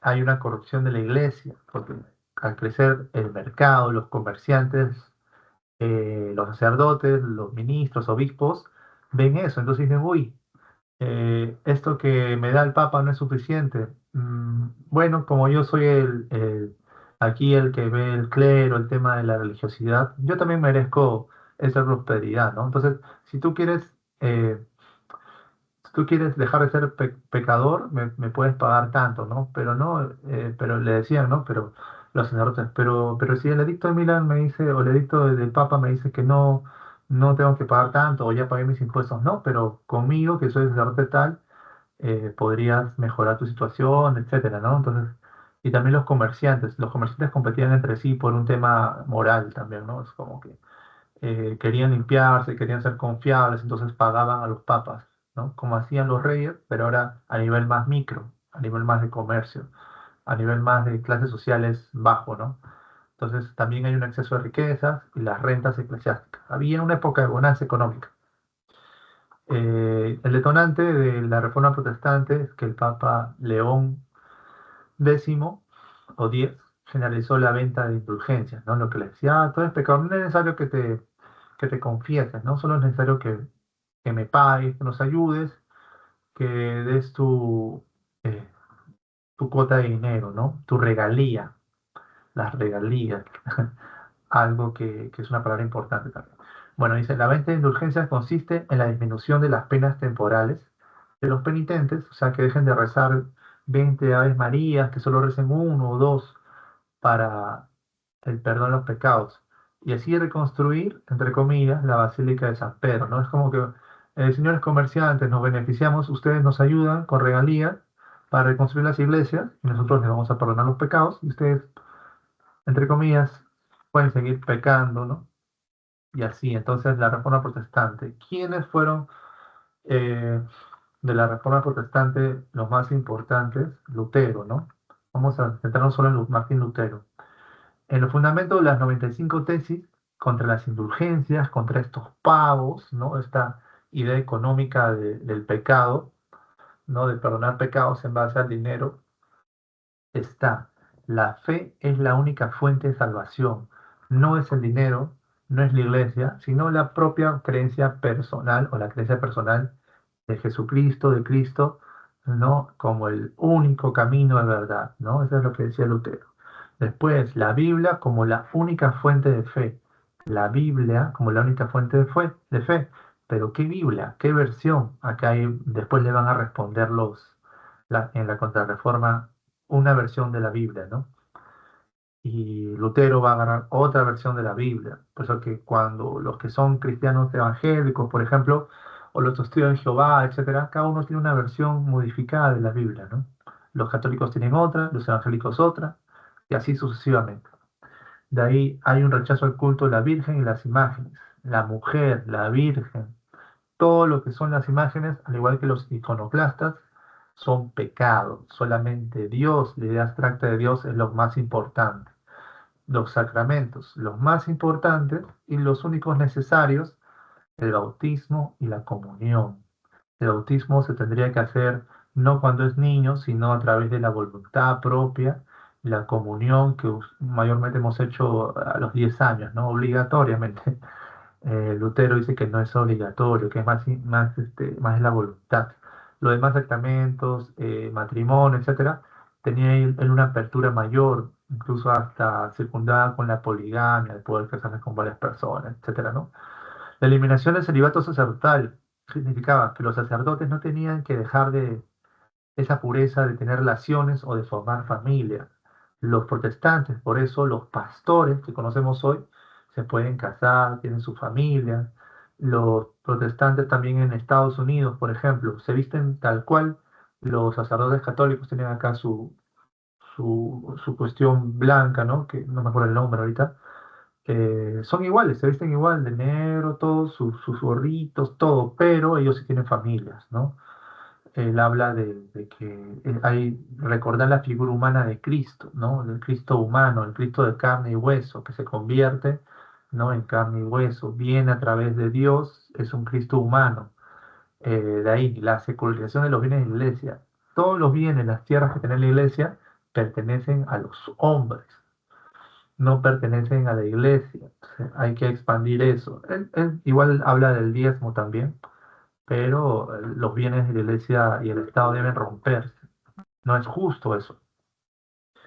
Y aquí salen los documentos de la Dieta de Worms y la Confesión de Augsburgo, ¿no? En la Dieta de Worms, Lutero no se retracta frente a Carlos V. ¿Quién es Carlos V? Es el emperador de Alemania. Bueno, no Alemania, sino el Imperio Sacro, ¿no? Que después se volvió Alemania. Este emperador también, Carlos V, por así decirlo, también va a agarrar la corona española, ¿ya? La Confesión de Augsburgo hay una ruptura religiosa, que siguen siendo documentos muy parecidos a las tesis sobre diferentes elementos. A ver, quiero ver si lo he puesto al final. Mm, mm, mm, mm, mm, mm, mm, mm. Ya, Martín Lutero, ya, no le he puesto del todo. Bueno, no importa. No está bueno, después de las confesiones de Augsburgo, con la ruptura religiosa, lo que hay pequeñas guerras, no escaladas. Los que hacían los luteranos, los protestantes, quemaban iglesias. Ellos no se quedaban solo en el discurso, en quemar los edictos del rey, sino iban a las iglesias. Este tipo de revuelta civil o social va a volver a surgir con la revolución burguesa. Cuando ya caiga todo ese tema de los reyes, va a haber ese tipo de revueltas, ¿no? Va a haber ciclos de terror, se le llama. De ahí la palabra también terrorismo, ¿no? Bueno, Lutero lo que hace son las guerras de la religión. Los protestantes forman una liga, la Liga de Escamacalda, contra la Liga de Nuremberg, ¿no? Los católicos se enfrentan, hay enfrentamientos civiles en las ciudades, hay matanzas, ¿no? Pero Carlos V quiere pues buscar un concilio, de ahí la palabra concilio, y los católicos comienzan a mezclar, a adaptar el tema de las confesiones, el tema de los aportes de Luterano, ¿no? Por ejemplo, la confesión de Augsburgo se parece muchísimo al credo católico, ¿no? Ese credo que dice, creo en Dios, los que han ido a la iglesia, ¿se acuerdan? Ese creo en Dios Todopoderoso, Creador del cielo y de la tierra, cuyo único Hijo fue nuestro Señor. Ya, esa adaptación del credo es en base a los cuestionamientos de Lutero, ¿no? La fe como única salvación, la Biblia, la figura de Cristo. ¿Quién fue Cristo? Fue un hombre, ¿no? El Dios Todopoderoso que a través de su Hijo, el camino, Jesús, eso no estaba antes de la época de Lutero. Cuando Lutero establece la Confesión de Augsburgo, los católicos cambian sus creencias, sus credos, los adaptan para buscar una paz, para que haya una paz religiosa, ¿no? Por eso es que la paz de Augsburgo junta y responde a través de la Contrarreforma, todo el tema de las críticas que hacía Lutero y Calvino, ¿no? Un poquito de Calvino. Calvino, su obra es la institución de la religión cristiana, la predestinación divina, que también se va a parecer mucho a la divina providencia, la idea de que Dios es el que ve el destino de todos los seres humanos. Todo esto va a servir después para los estados absolutistas, es decir, para que los reyes fortalezcan otra vez su idea de que son los vicarios, son los representantes reales de Dios en la tierra, ¿no? Algo muy parecido, entre comillas, a lo que hacían los incas, con decirse que eran hijos del sol, ¿no? Algo también parecido a lo que decían los faraones, que eran representantes, pues, ¿no? Todo esto, entre comillas, es una repetición de la idea teocrática, ¿no? Pero basado en edictos, en escritos, en sistemas escritos, en el apoyo de los comerciantes. Nunca se olviden de eso. Bueno, calvinismo, ¿no? La predestinación divina llevó a la doctrina luterana a la intolerancia e intransigencia. Ya, se refiere, él critica a Lutero, porque Lutero tenía acciones muy de conflicto social. En cambio, Calvino lo que busca es devolver la institución a las creencias religiosas. Él cree que a diferencia de Lutero, que Lutero creía en la comunidad cristiana, Calvino no, dice, tiene que haber una institución, los sacerdotes se tienen que casar, el papa es importante, ¿no? Estas cuestiones Calvino las establece así, ¿no? Y critica un poco a Lutero. Después el anglicanismo de Inglaterra, ¿no? Que también es un movimiento protestante. Ellos rompen las relaciones con la Iglesia Católica con el pretexto del tema del divorcio, ¿no? Enrique VIII quería pues divorciarse y había demasiado trámite. El Papa no permitía el divorcio, la Biblia lo condena, de cierta manera. Entonces, él decide que por razones comerciales, religiosas, separarse de la Iglesia Católica, ¿no? Y él hace el acta de supremacía, que reconoce a Enrique VIII como jefe de la Iglesia Anglicana, es decir, se forma otra iglesia. Si se acuerdan que había una iglesia ortodoxa de los ortodoxos de Bizancio, estaban el Papa, ahora hay otra iglesia, los anglicanos. O sea, el anglicanismo toma el calvinismo, esta idea de que las instituciones son importantes, ¿no? Al tomar esta idea de las instituciones son importantes, dice, ah, genial, estoy de acuerdo contigo, dice Enrique, vamos a hacer nuestra propia iglesia, no una comunidad de resistencia o de cambios pequeños como quería Lutero, no. No como quería Lutero, que vamos a volver a lo que eran los cristianos antes de la época romana, ¿se acuerdan? ¿Cómo eran los cristianos? Que vivían, eran simplemente, vivían en pequeñas comunidades, lo que hacía Cristo, esta idea de compartir todo, eso evoca Lutero, ¿no? La Biblia de Cristo que compartía todo, ¿no? De ir contra de las propiedades eclesiásticas, no. Calvino y el anglicanismo dicen, no, eso que dice Lutero eh, muy tribal. Las instituciones son importantes. Entonces, vamos a crear nuestra propia iglesia y lo vamos a hacer bien, ¿no? Y aquí viene el regalismo. ¿Qué es el regalismo? Yo sí lo pude encontrar. A ver. Ah, ya. Una manera también de estudiar, aparte de las cuestiones comparativas, les quería decir, y de la línea de tiempo, podrían ustedes, como estrategia de estudio, tener su propia biblioteca, ¿no? Lo que pasamos todas las clases, intento buscar videos precisos, con fuentes precisas. Que ustedes pueden también buscar sus propios videos. Si no, tómenle foto a esto, un screenshot, ¿no? Un pequeño screenshot a los videos de la sesión de hoy. Hay un video extra, este video extra lo pueden ver después de que acabe la clase o cuando no tengan tiempo, o cuando tengan tiempo, mejor dicho. Perdón, es un poco el cansancio. Cuando tengan tiempo pueden ver el video extra del nacimiento del Estado moderno. Toda la clase, entre comillas, todo lo que hemos tocado en 15 minutos está en ese video. Ya, entonces, para que mejoren su estudio, su cuadrito comparativo, su línea del tiempo, su biblioteca y sus palabras claves, ¿no? Sus palabras claves. Son importantes las palabras claves, quizás cosas que no entendemos del todo, que nos van a ayudar a memorizar, entender conceptos, ¿no? Por ejemplo, el regalismo, que estamos hablando de la Iglesia anglicana. ¿Qué era el regalismo?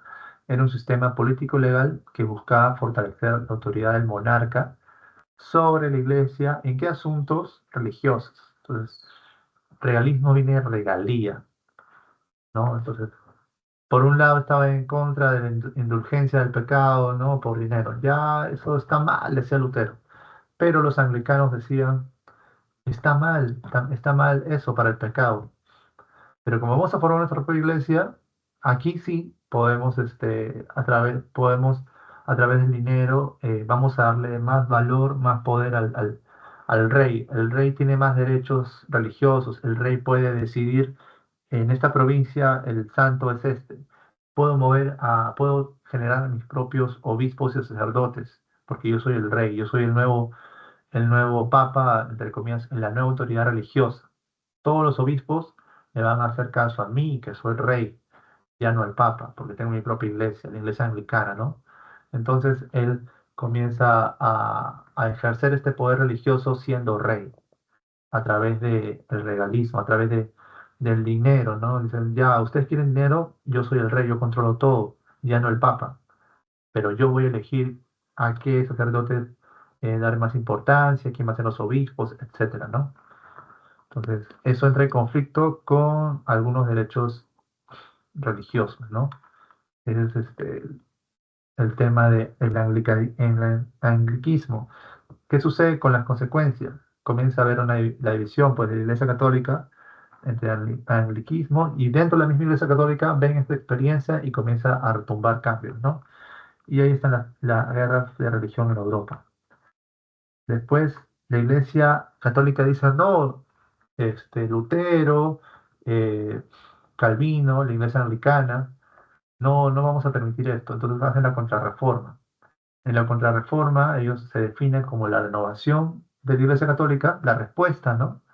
La antítesis, la respuesta, impulsada por quién? Por el Papa Pablo III. Los objetivos eran, a través del Concilio de Trento, reorganizar la Iglesia reforzando las bases doctrinarias, al responder a todas las tesis de Lutero, ¿no?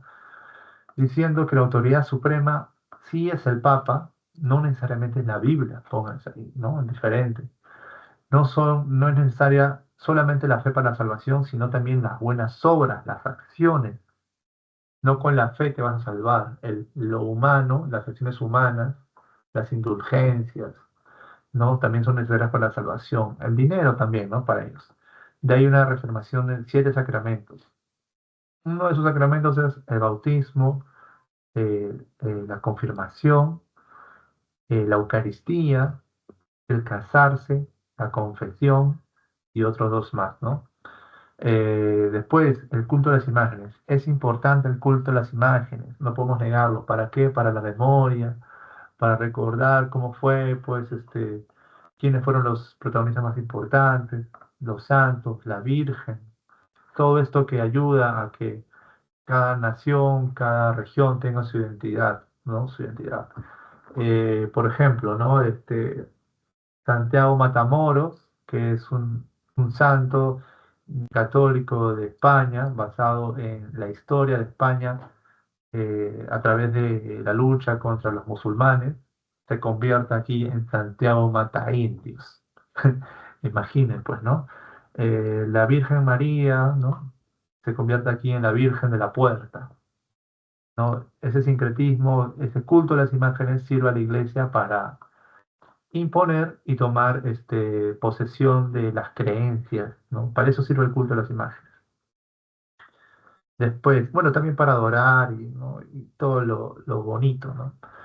Los instrumentos, índex de obras prohibidas. Índex es simplemente un compilatorio de qué obras de la iglesia no están permitidas. ¿Por qué? Porque en el Concilio de Trento, lo que les decía, la interpretación de la Biblia cambia. En el Concilio de Trento, la Biblia reduce muchos libros, reduce, por ejemplo, el Evangelio de San Judas, el Evangelio de María Magdalena, lo que llamamos los evangelios apócrifos, los evangelios que no hablan de la idea de Jesús como la figura pura, ¿no? Sino un Jesús más humano, ¿no? Que sí le toman importancia a los protestantes de muchas maneras. Los católicos dicen, no, esos evangelios prohibidos no hablan de Jesús de la manera que queremos, ¿no? Y empieza la Inquisición romana o la Santa Inquisición, que bueno, que lo vemos que simplemente es casos de religiosidad donde se persigue a los paganos y a los protestantes, ¿no? A los judíos también se persigue. Algo importante, también otra cosa, la Compañía de Jesús es importante, los jesuitas, fundador Ignacio de Loyola, ¿no? San Ignacio de Loyola, que hay un nombre de una universidad incluso.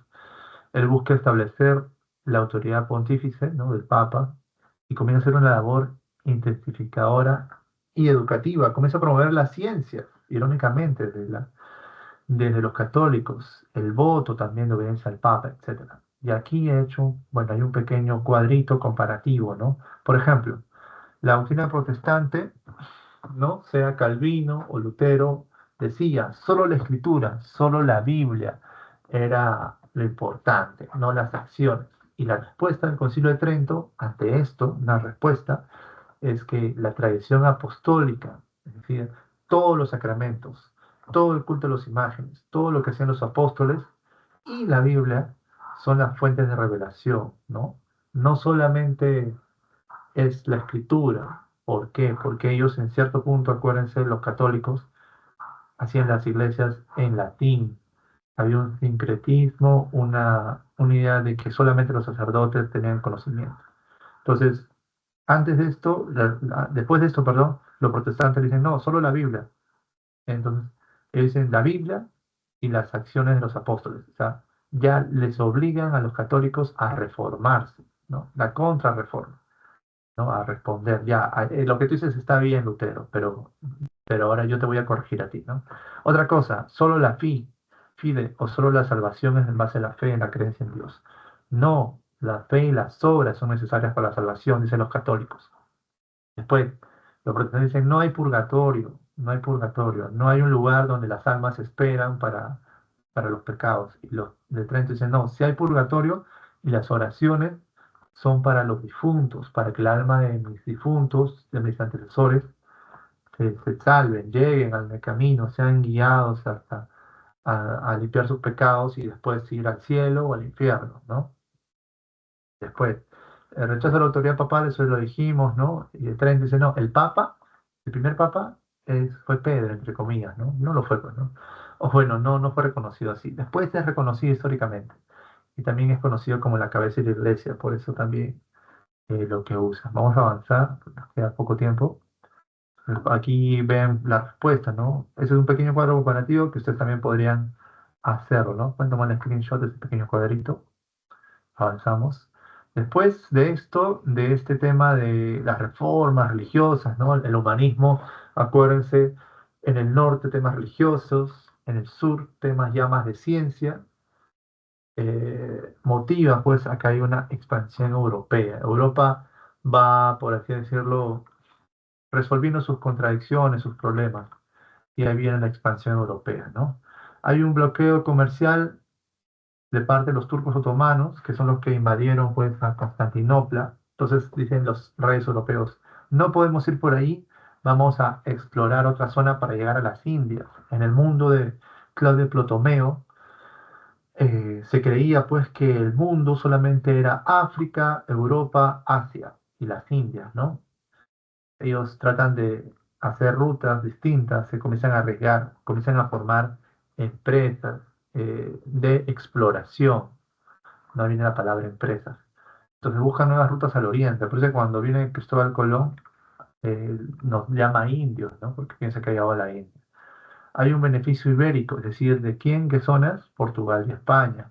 Hay nuevos conocimientos e inventos náuticos que eran también herencia de otras culturas, ¿no? El astrolabio, la brújula, la cartografía, los portulanos y el tipo de embarcación que eran las carabelas que se movían en base a los vientos. Profe, ¿qué es un astrolabio? ¿Qué es una brújula? ¿Qué es un portulano?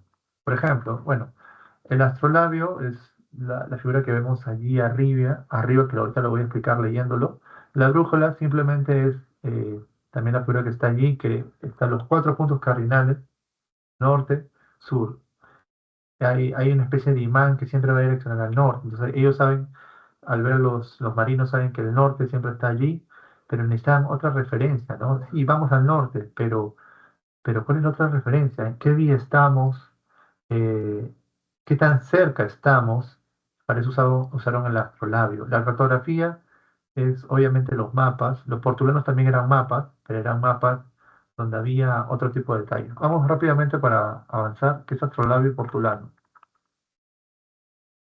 Y lo busqué. Ya, miren, astrolabio es un antiguo instrumento astronómico.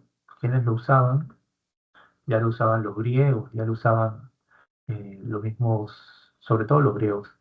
¿no? Es un antiguo instrumento astronómico que se usaba para determinar la posición de los astros. O sea, a través de esta rendija que tenía el astrolabio, ¿no? El astrolabio tenía una especie de rendija. Ellos ponían el astrolabio así, ¿no? Como, digamos, como esto, ¿no? Elevaban y podían ver a través de la rendija exactamente la estrella, apuntaba al cielo, ¿no? En la noche, sobre todo, apuntaba al cielo. Entonces veían, podían ver que la estrella estaba en esta posición. El medio, el horizonte es como que 90 grados, ¿no? 90 grados. Entonces, ellos veían la estrella y según la medición de lo que se le elevaba, veían qué ángulo en qué ángulo estaba. Si estaba en 15 grados la estrella, significaba que estaban más cerca o estaban más cerca a tal territorio. Si estaba a 12 grados la estrella, pongamos, la estrella de la luz del sur o la cruz del sur, ¿no? Eh, la estrella de cruz del sur. ¿Cómo se llamaba la estrella del Cruz del Sur? ¿Para qué era? ¿Se acuerdan de los incas? Pregunta. Bueno, la estrella del Cruz del Sur, por ejemplo, o del oso polar, etcétera, veían el ángulo y decían, estaba a 15 grados, estamos más cerca. Ah, estaba a 30 grados, estamos más lejos de tal territorio. Y así poco a poco, ¿no? Para eso era el astrolabio. Entonces, eso les ayudaba a determinar su latitud, la cercanía o distancia para orientarse, ¿no? Para ver en qué hora estaban también. Ah, son las 5 de la tarde, miren, va a amanecer, la estrella, el sol, etcétera, ¿no? Mientras que los portulanos, la chacana era, por ejemplo, lo que quería decir en la anterior, el tema de la Cruz del Sur. Bueno, si por ahí lo escribieron, bacán. Bueno, ya, los portulanos eran unas cartas náuticas. ¿Cuál es la diferencia con la cartografía? Náutica significa el mar, que se usaban antes, en la Edad Media, ¿no? Se comenzaron a usar más portulanos, que eran mapas detallados sobre los puertos, las costas, los rumbos, las distancias con una pequeña proyección matemática en específico. Entonces, los astrolabios, todo el tema de la tecnología, les ayudaron, pues, ¿no? El astrolabio, la brújula, la cartografía, los portulanos, las carabelas, tecnologías que ayudaron a que puedan movilizar. Como se dijo antes, los portugueses y los españoles son los que más no se movilizaron. Vamos rápido, porque ya vi la hora. Bueno, las exploraciones portuguesas, la Escuela Náutica de Sagres, creada por Enrique el Navegante. ¿Por dónde fue Enrique el Navegante? Enrique el Navegante empezó bueno, salió de Madeira, hubo un recorrido hacia las tormentas, fue por las Indias, llegó a Guinea, a Cabo Verde, después llegó a Asia, ¿no? A Vasco da Gama llegó a Asia en el 1498, pasaron por el Cabo de las Tormentas en el 1486. Antes, a la hora de regresar, ellos deciden, pues, toman un error por las tormentas, etcétera, llegan a Brasil. ¿Quién lo hace? Pedro Álvarez de Cabral, ¿no? Es el descubridor de Brasil. Y ahí forman las principales colonias, ¿no? En América, Portugal tenía Brasil, en África tenía Senegal, el Congo, en Asia tenía Ormuz, Alcelán, Calicut y Macao. Vemos ahí un dibujito de Vasco da Gama ante el Raja de Zamoria. Los principales exploradores o las exploraciones son de Bartolomé de las Díaz, el Cabo de las Tormentas, Vasco da Gama, todo lo que pudo llegar en un camino, a ver si llegó el camino a las Indias, ¿no? Y Pedro de Cabral, que fue el que descubrió Brasil. En resumen, vamos a avanzar un poco rápido.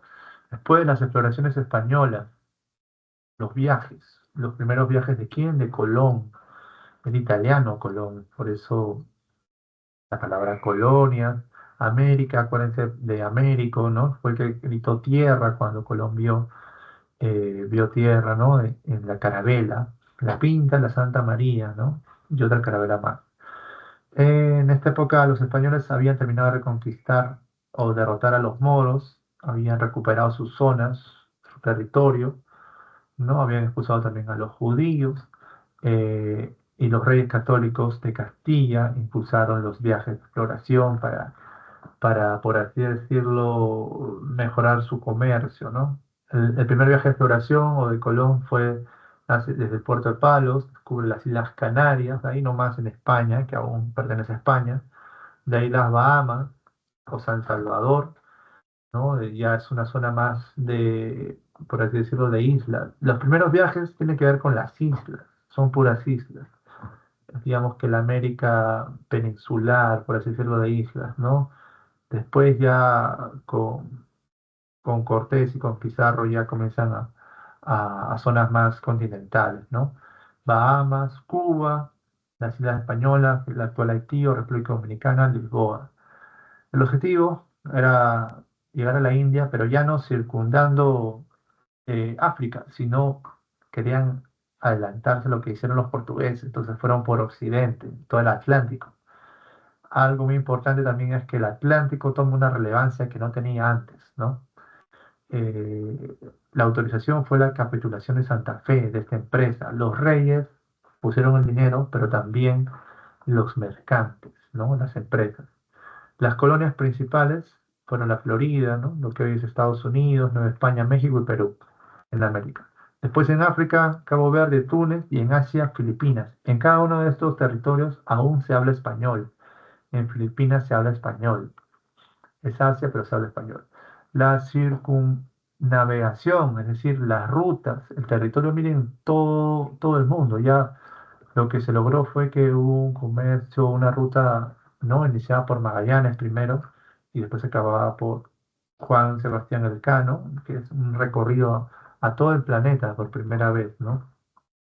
Inicia en España, va por Río de la Plata, directamente ya van hacia la zona del Estrecho de Magallanes, lo que es Argentina, después atraviesan el Océano Pacífico, en 3 meses llegan a Guam, que son también unas islas asiáticas, ahí está el recorrido hacia las Filipinas, a Indonesia, Cabo de Tormentas y otra vez a España, ¿no?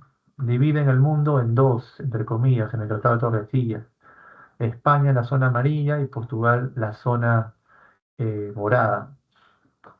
El arbitraje para esto, el Papa aún era importante, Julio II, ¿no? Algo también importante que decir es que la divina providencia es la que daba la importancia o la bendición, pues, ¿no?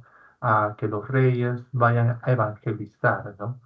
Las consecuencias de esta circulación fue que la ruta comercial Atlántico toma mucha importancia y se inicia el mercantilismo, o sea, un orden económico ya no basado en en las ciudades netamente, sino en un comercio de los galeones, de los barcos mercantiles, de los insumos alimenticios que encontraban pues en Latinoamérica, el oro, la plata, que era la moneda, ¿no? Pero igual había otros insumos como el algodón, el maíz, la papa, acuérdense de todo esto que ayudó a las hambrunas, a la medicina europea, ¿no?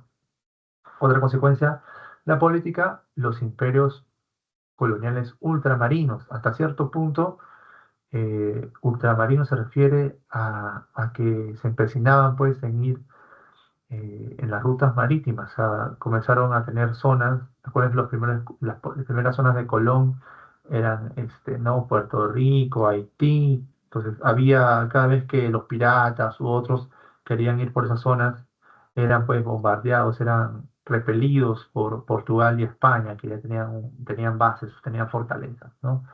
Culturalmente, la civilización europea, ¿no? Se expande, las ideas del Papa, las instituciones, el tipo de ejército, ¿no? Los inicios del virreinato estamos viendo aquí. Socialmente, la burguesía comercial se consolida, ¿no? Los comerciantes que financiaron a los reyes y los reyes que financiaron los viajes, se consolidan a través de las rutas de comercio, ¿no? El rey dice, ya, tú que me has apoyado, estos comerciantes que me apoyaron, estos gremios que me apoyaron, les voy a dar el comercio, el monopolio sobre las rutas de América, ¿no? Y así sucesivamente. Hay un mestizaje étnico, cultural, ¿no? Que vamos a ver más adelante, en la historia del Perú. Y también hay una crisis en América, América, ¿no? El nombre que nos pusieron los de Occidente, pero también nos podemos decir como Abyala también, por ejemplo, ¿no? Hubo epidemias, acuérdense de los incas que murieron, de Huayna Cápac que murió, ¿no? Ignorando lo que podían traer los españoles con las enfermedades. Y para finalizar, tenemos que ir a los estados modernos, que básicamente es los reinos absolutistas. Los reyes concentraron un poder económico y militar, ya no solamente sobre sus poblaciones, ¿no? Y sobre los burgueses, por eso que los burgueses o los mercantiles se rebelan después. Ya les pedían pues campañas militares, guerras, campañas militares, colonización, ¿no? Entonces el rey decide como vimos, hacerse por un lado del pontífice, lo utiliza ya en cierta manera por el poder militar y también se hace pues de la burguesía, de los dos, ¿no? Los somete a los dos y él es el nuevo vicario. Él es la parte más fuerte de la cultura occidental, ¿no?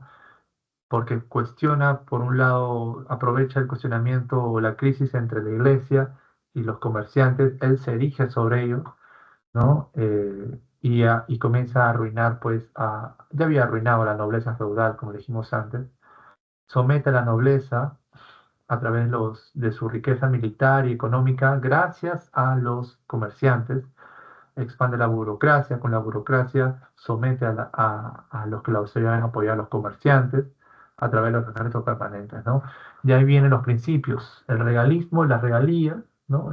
Sigue pidiendo impuestos, sigue pidiendo regalías de las empresas, ¿no? De todo lo que sucede en las colonias, el provincialismo, que lo hablamos un poquito, pero aquí simplemente es que todo lo que haga el rey ya es divino, ya no hay ningún cuestionamiento. El Papa no lo puede cuestionar, no lo pueden cuestionar ni Lutero, nadie lo puede cuestionar, ¿no? Los teóricos que hablan de esto es Jacques Rousseau, que habla sobre que el rey posee un origen divino, ¿no? O sea, toda la lucha, todo lo que sucede, el destino es el destino de Dios. Y de ahí alguien muy importante, que lo vamos a ver, espero, más adelante, es Hobbes. Hobbes habla del Leviatán. ¿Quién es el Leviatán? Es una figura católica, bíblica, que plantea, pues, que manda a Dios para el tema de la redención de los pecadores, ¿no? Entonces Hobbes toma esa imagen, toma esa figura y lo lleva a la política. Entonces él comienza a hablar ya de los inicios de lo que vamos a ver después, que son las constituciones, ¿no? El Leviatán en esta obra plantea ceder los derechos, o sea, los vasallos, los comerciantes, los ciudadanos libres tienen ciertos derechos que te los da quién, el rey, pero estos derechos solamente funcionan si rinden pleitesía al rey, si le hacen caso al rey. Si no le haces caso, está el tema de los tributos, está el tema del ejército.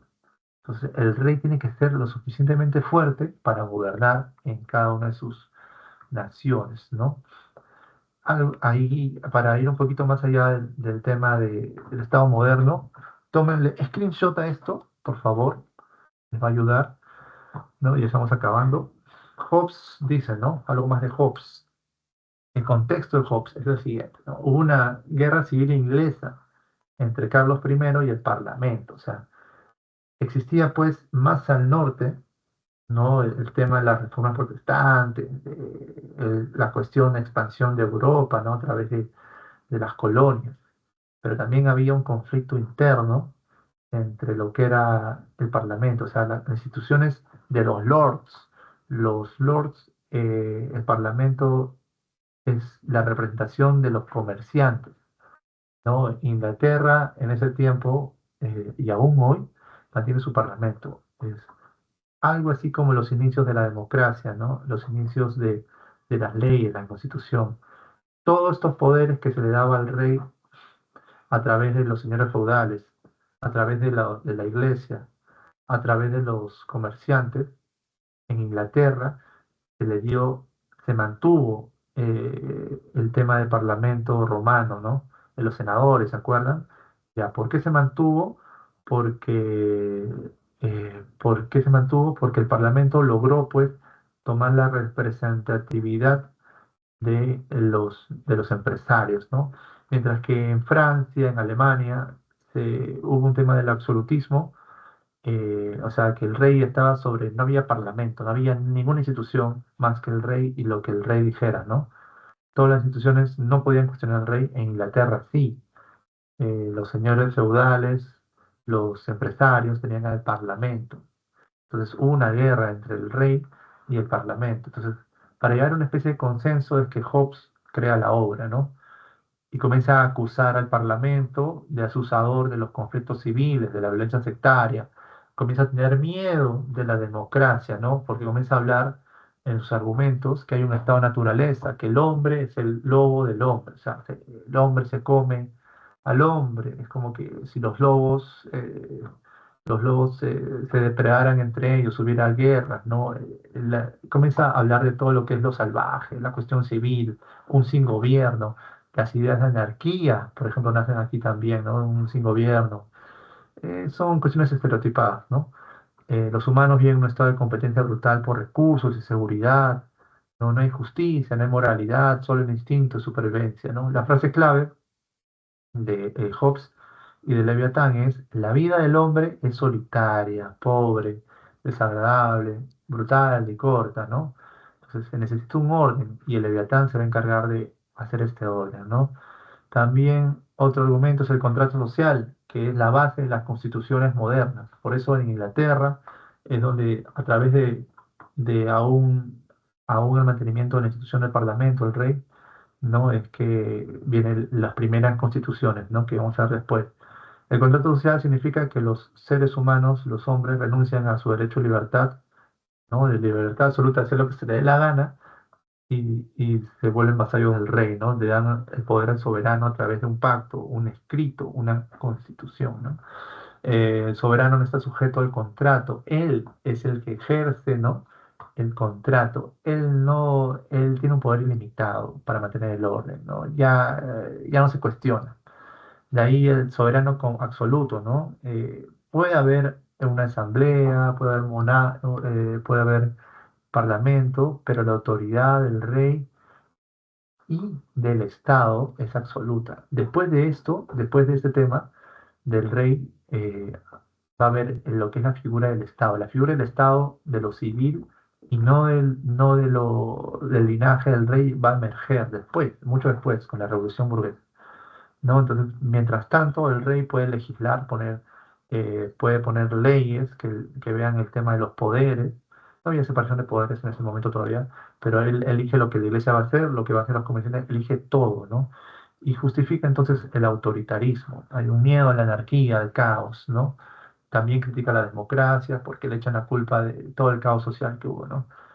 Y dice, pues, que el único derecho o la única manera de ir contra el autoritarismo es la rebelión, pero la rebelión basado exclusivamente solo en qué, si hay guerras, si hay una guerra externa donde el rey de Inglaterra no es capaz de defender pues a la nación, a sus vasallos, entonces la gente tiene el derecho de rebelarse, ¿no? Y eso va a pasar después. Entonces por eso el rey tiene que ser alguien, una figura muy fuerte, muy poderosa. Entonces ya para acabar la sesión de hoy, simplemente hablaremos de la monarquía española y la francesa, las diferencias, ¿no? El apogeo de Carlos I y Felipe II de Asturias mayores, de ahí Carlos V, que es también de la dinastía de los alemanes.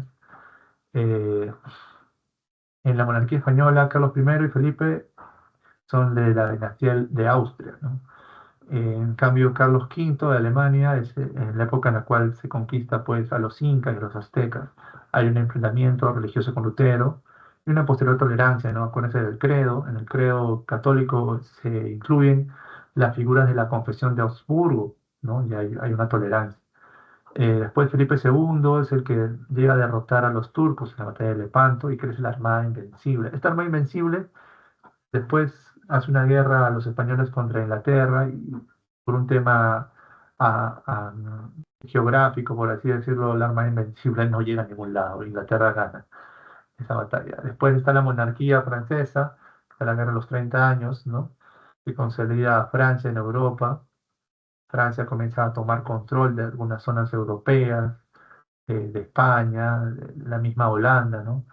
Después la política mercantilista, Colbert, que se aumentan las rentas y el proteccionismo. ¿Qué significa esto? Que comienza a cuidar pues el comercio con otros países, con otros imperios. Dice, no, nosotros somos los franceses.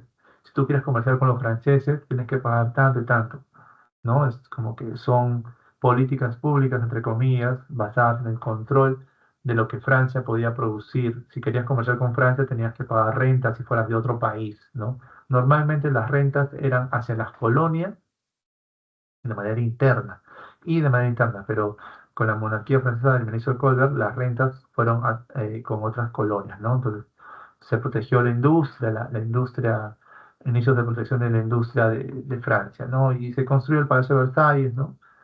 Que ahí está la Galería de los Espejos. Bueno, vamos a resumir. con ese pequeño cuadrito comparativo. Y ahí vamos a las preguntas. Resumen de todo. A ver, el humanismo, características claves. Tomen un screenshot, es antropocéntrico, el ser humano, el hombre como centro, se recupera en textos clásicos. Las figuras principales, ¿no? La educación se basó en el estudio de la humanidad, la humanities, la retórica, la historia, la filosofía. Las figuras principales, Erasmo de Rotterdam, Petrarca y Tomás Moro. Impacto histórico, se preparó el terreno al Renacimiento y la crítica religiosa. Después viene el Renacimiento, que es un arte más realista, ¿no? Más griego también, el mecenazgo, o sea, los burgos, la burguesía comienza a dar dinero a los pensadores, a los intelectuales como Leonardo da Vinci, Miguel Ángel, ¿no? Eso sucedió ¿dónde más? ¿Dónde? En Italia, ¿no? La ciencia del empirismo de Da Vinci, ¿no? El inicio del empirismo, o sea, de la práctica, rompió con el medievalismo e impulsó la ciencia y el arte moderno. Acuérdense de Leonardo da Vinci, sistematizó conocimientos, ¿no? De ahí la reforma protestante, también hemos tocado, Lutero y Calvino. Lutero habla de la sola fe y la sola escritura, solamente por la fe y solamente la Biblia eran lo más importante para la salvación, ¿no? Calvino, en cambio, habla de la ética del trabajo, ¿no? Él dice, las obras no solamente es la fe, también hay la obra y que todos estamos predestinados. Entonces, ambos rechazan al Papa, ¿no? Por la venta de la indulgencia y demás. Hay una división de la cristiandad y la guerra de los 30 años, ¿no? Que involucra a Francia también. La contrarreforma es la respuesta a los protestantes, tanto a Calvino como a Lutero, y es los concilios de Trento, que reafirmó los dogmas católicos, ¿no? Acuérdense todas las respuestas que hubo, que el Papa era importante, que los sacramentos eran importantes, ¿no? La figura de María era importante, que las imágenes eran importantes, ¿no? Las figuras principales, Ignacio de Loyola, Santa Teresa, ¿no? La Compañía de Jesús, que los jesuitas, que lo que buscaron era comenzar a tener una visión más evangelizadora, más educativa, más de ciencias incluso en la gente, ¿no? Y también una persecución de los herejes o la Inquisición romana, ¿no? O la Santa Inquisición. Fortaleció el catolicismo frente a los protestantes e impulsó el arte barroco, ¿no? Un arte que fue tan hermoso, tan bello, que enamoró pues incluso a regiones protestantes. Después, la expansión europea, el descubrimiento geográfico, ¿no? El Colón de parte de la corona española y Vasco da Gama de parte de los portugueses. Colonizaron África, Asia. Acuérdense de las técnicas, ¿no? De la brújula, el astrolabio, la cartografía, las carabelas, los mapas náuticos, ¿no? O portuolios. Importantes figuras, Colón, Magallanes, dieron una vuelta al mundo, ¿no? Hernández Cortés también, Pizarro, bueno. El impacto histórico, miren, la globalización, el surgimiento del capitalismo moderno. Con el tema de la expansión europea, empieza a ver el mercantilismo, o sea, el océano Atlántico, los imperios, la colonización, lo que hace es que se llega a todas partes del planeta, todo el globo terráqueo. Por eso es que habla de surgimiento del capitalismo, no necesariamente de las monarquías, sino que las empresas, esta idea de empresa, de renta, de títulos, de bancos, que no hemos hablado de los bancos, pero es importante, nuestros préstamos de bancos, llega aquí, llega a América, llega a las Indias, llega a la China, llega a todos lados, ¿no? Por eso es que globalización, el inicio del capitalismo moderno. Y por último, el tema que hemos tocado ya, reforzando, los estados modernos. Los estados absolutistas, Hobbes, ¿no? La idea de lo civil basado en las leyes, que el rey decía, el rey ya no necesita de la iglesia, o sea, necesita, pero no es la figura principal de la iglesia, tampoco los mercaderes, el rey se erige sobre la iglesia y sobre la economía. ¿Cómo lo hace? A través de la centralización del poder, los reyes contra la nobleza, ¿no? Ya los nobles ya no figuraban mucho, ya eran las dinastías reales. Comienza a ver el tema básicamente de la endogamia también, ¿no? Bueno, ya, la burocracia profesional, ¿no? Los ejércitos permanentes, todo lo que vamos a ver después se va a basar en la burocracia profesional del Estado, ¿no? Y las teorías políticas de Hobbes con el Leviatán y Maquiavelo de cómo gobernar, ¿no? La figura principal es Carlos V para España y el imperio alemán, por así decirlo, Felipe de España y Luis también.